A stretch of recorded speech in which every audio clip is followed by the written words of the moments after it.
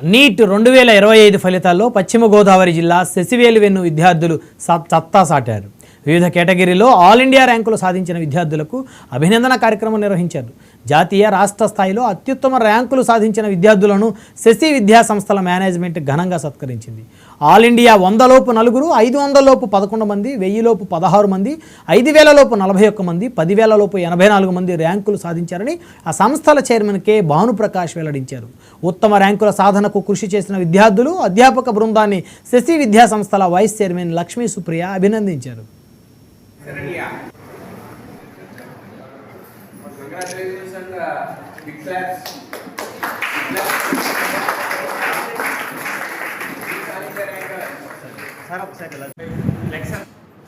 ఫలితాల్లో మా శశి విద్యార్థులు జాతీయ స్థాయి ర్యాంకులు సాధించారు.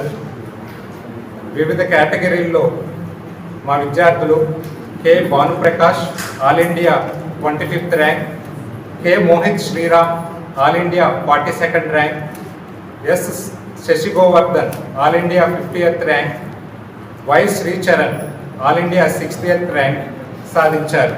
అలాగే మా విద్యార్థి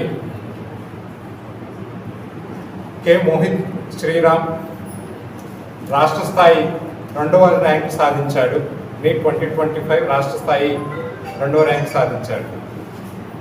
అలాగే 50 లోపు 3 ర్యాంకులు, 100 లోపు 4 ర్యాంకులు, 500 లోపు 11 ర్యాంకులు, 1000 లోపు 16 ర్యాంకులు, 5000 లోపు 41 ర్యాంకులు, 10,000 లోపు 84 ర్యాంకులు సాధించారు.